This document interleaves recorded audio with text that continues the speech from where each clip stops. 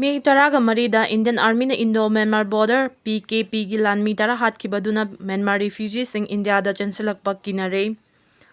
India amasung Myanmar da military junta gi mathakta lan horiba National Unity Government in Ekjal ani gi marakta Myanmar dagi India rom da chensilakpa refugees sing ko thadana bagi yanaba ama leirabasu haukiba May taraga marida Indian Army na Technopol district ki Indo-Myanmar border da National Unity Government ki arm wing ama oriba PKP gi lanmi tara hatkibaduna Myanmar refugees in India lomda changsilakpa ki rehaina news agency amagi report ta hairi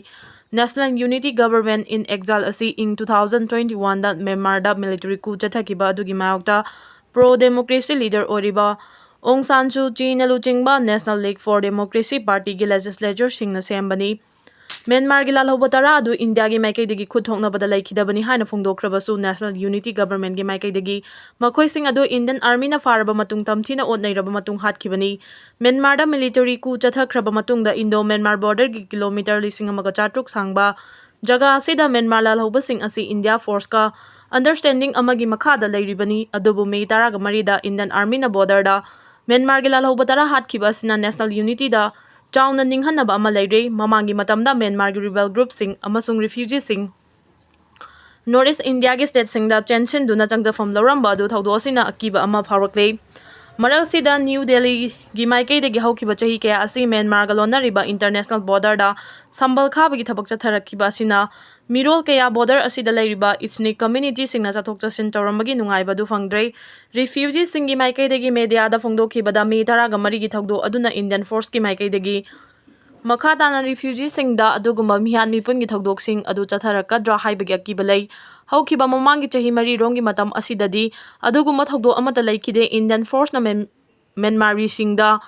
khut thaba asi handak yasina ahanbani hariba thawong asi makhatana chatharakpa yai National Unity Government gi arm wing ama oriba PKP gi cadre tara adu takmu da nauna lingkhatpa camp chachatkibani adubu Indian Army na makhoibu farika hatkibani hairi Indo-Myanmar border fencing khaba leptabagi mayokta Naga district singda government ga office sing thingjinkre Indo-Myanmar border paring gi Naga taba area singda border fencing khaba gi thabak hojik chatharibasi leptabagi mayokta pung 9 gi oina government office sing packaging taunaba achamna laukhiba waref ki matungina ngasi Naga singna taba district singda leiriba government ga office sing thingjinbagi thabak chathakre Khongjang asigi manung chana Naga Student Union Chandel gi lamjing makhada Chandel gi Naga Student Body singna district aduda leiriba DC office ADO office ADC office amadi State Bank of India Chandel branch ke office thingjin magi khongjang chathakre Naga Student Union Chandel gi maikai de gi phongdokhibada khongjang asi maru oina central government na Indo-Myanmar border fencing khabagi thabak lepnaba amadi free movement regime asi hanagum chana hanaba demand kaya tawduna laklabasu adubu thabak oina onthok tabadagi ansam gi Pung 9 gi oina Naga taba area singda leiriba government ga office thingjinna balawkiba warif ki matung inna ngasigi khongjang adu chathakibani ansamna government office thingjinna balawkiba warif sing adu UNC tangkol katamnaw saklon amasung Chandel Naga People's Organization yauna tongan Naga CSO kaya na mapung fana sogatpa su leikre hariba directive asigi makhada ngasi asi Naga Student Union Chandel na ngasigi makhada leiriba constituent Unit 9 ga loinin na Chandel District Headquarter da leiriba government office sing adu thingjinbagi khongjang changsin khibani hariba government office sing asi hayeng laibak pokpa numit ki numidang fauba hangba yaroi Nagagi leiriba pari puri gi lamsing single administrative amagi makhada Naga sing united oina leiba haibasi aikhoi gi manglan amasung asani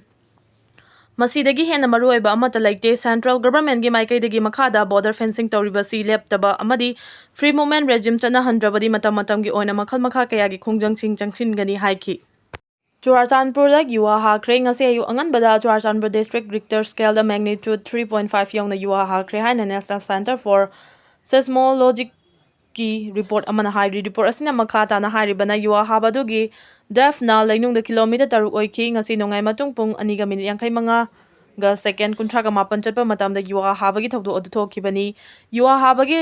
latitude na 24.08 ni aduga longitude na 93.61 ni adubu yuwa hakibadu da thoidong na manga ta thokpagi paudi laitri panba yabadi haukiba me kungani pan ge ayuk pung taraga min kunhumdoi rom tabada Churachandpur district da Richter scale da magnitude 3.9 da yuwa haki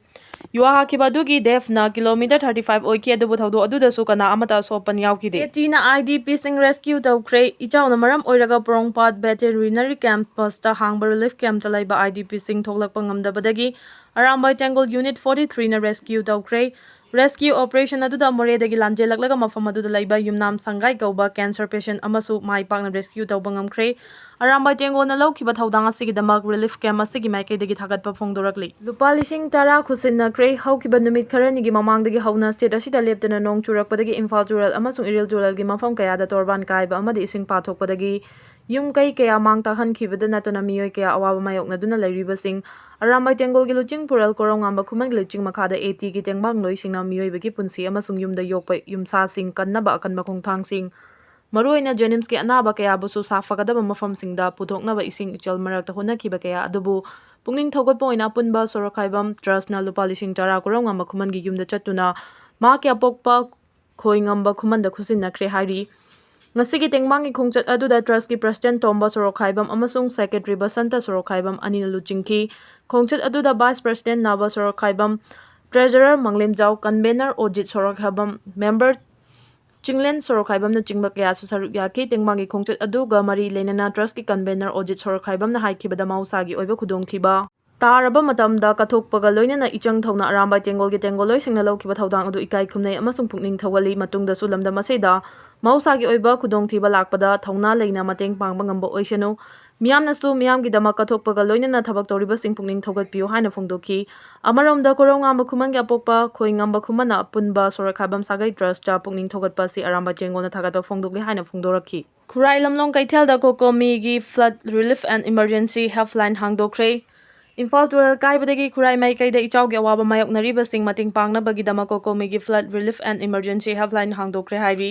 ꯀꯣꯀꯣꯃꯤꯒꯤ ꯆꯦꯔꯣꯜ ꯑꯃꯅ ꯍꯥꯏꯔꯤꯕꯗꯤ relief ꯀꯦꯝꯞꯁꯤꯡꯗ ꯃꯇꯦꯡ ꯄꯥꯡꯅꯕ search and rescue operation ꯆꯠꯊꯅꯕ, ꯅꯣꯡꯃꯒꯤ ꯇꯉꯥꯏꯐꯗꯕ ꯄꯣꯠꯂꯝ, medical supply ꯑꯃꯗꯤ ꯏꯆꯥꯎꯅ ꯑꯋꯥꯕ ꯇꯥꯔꯕꯁꯤꯡꯗ ꯑꯊꯨꯕ ꯄꯣꯠꯂꯝꯁꯤꯡ ꯌꯦꯟꯊꯣꯛꯄ ꯌꯥꯎꯅ ꯃꯁꯤꯗ ꯃꯇꯦꯡ ꯄꯥꯡꯅꯕ ꯚꯣꯂꯨꯟꯇꯤꯌꯔꯁꯤꯡ ꯃꯣꯕꯤꯂꯥꯏꯖ ꯇꯧꯕꯒꯤ ꯊꯕꯛ ꯆꯠꯊꯔꯤ꯫ ꯀꯣꯀꯣꯃꯤꯒꯤ ꯀꯟꯚꯦꯅꯔꯅ ꯂꯤꯁꯠ ꯇꯧꯕ ꯃꯤꯑꯣꯏ 9ꯅ ꯁꯥꯕ ꯇꯤꯝ ꯑꯃꯅ ꯉꯔꯥꯡ ꯏꯆꯥꯎꯅ ꯑꯋꯥꯕ ꯅꯪꯂꯤꯕ ꯃꯐꯝꯁꯤꯡꯗ ꯆꯠꯇꯨꯅ ꯃꯐꯝ ꯑꯗꯨꯒꯤ ꯒ꯭ꯔꯥꯎꯟꯗ ꯁꯤꯆꯨꯑꯦꯁꯟꯁꯤꯡ ꯌꯦꯡꯁꯤꯟꯈ꯭ꯔꯦ꯫ ꯈꯣꯡꯆꯠ ꯑꯗꯨꯗ ꯏꯆꯥꯎꯅ ꯄꯥꯛ ꯁꯟꯅ ꯃꯥꯡꯍꯟ ꯇꯥꯛꯍꯜꯂꯝꯕ ꯌꯨꯝ ꯀꯌꯥ ꯊꯨꯝꯖꯤꯜꯂꯝꯕ, ꯂꯩꯐꯝ ꯆꯥꯐꯝ ꯅꯤꯡꯊꯤꯅ ꯂꯩꯇꯕ, ꯆꯥꯅꯕ ꯆꯤꯟꯖꯥꯛ, ꯊꯛꯅꯕ ꯏꯁꯤꯡ ꯑꯃꯁꯨꯡ ꯍꯤꯗꯥꯛ ꯂꯥꯡꯊꯛꯀꯤ ꯑꯋꯥꯕ ꯀꯌꯥ ꯊꯦꯡꯅꯔꯛꯈꯤ꯫ ꯁ꯭ꯇꯦꯠ ꯑꯁꯤꯗ ꯏꯆꯥꯎꯒꯤ ꯑꯋꯥꯕ ꯃꯥꯌꯣꯛꯅꯔꯕꯁꯨ ꯒꯚꯔꯟꯃꯦꯟꯠꯀꯤ ꯔꯦꯁꯄꯣꯟꯁ ꯑꯁꯤ ꯌꯥꯝꯅ ꯇꯞꯄꯤ꯫